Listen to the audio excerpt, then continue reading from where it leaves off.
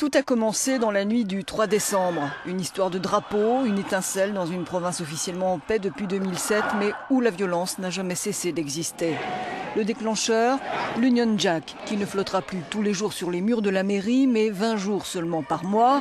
Sacrilège pour les unionistes.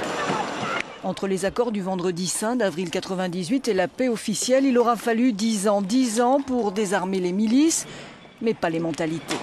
Loyalistes protestants et nationalistes catholiques s'affrontent régulièrement.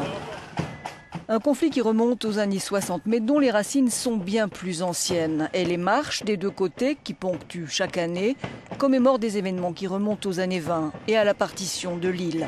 La guerre civile qui a éclaté en 69 ne fera que radicaliser les deux camps. La génération d'aujourd'hui n'a pas connu ces violences-là. Mais dans les esprits, la division est toujours présente et les extrémistes toujours là. Comme cet homme menaçant ici les forces de la couronne et les intérêts britanniques des foudres de l'IRA, une nouvelle génération de militants nationalistes a vu le jour. Dissidents de l'IRA, ils affirment être prêts à reprendre les armes pour faire partir tous les Anglais du pays.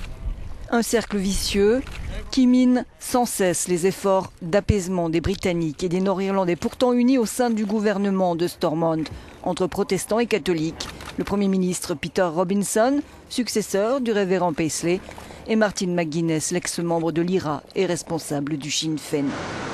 Derrière les émeutes de ces derniers jours, les policiers soupçonnent l'implication d'organisations paramilitaires pro-britanniques. La communauté protestante de Belfast n'a pas perdu que le vote sur le drapeau ou la majorité à la mairie.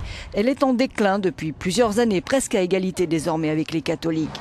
Souvent au chômage, représentant d'une génération perdue, ces jeunes ont le sentiment de n'avoir rien à perdre et se replient sur les vieux réflexes du passé, souvent plus par désœuvrement que par réelle conviction.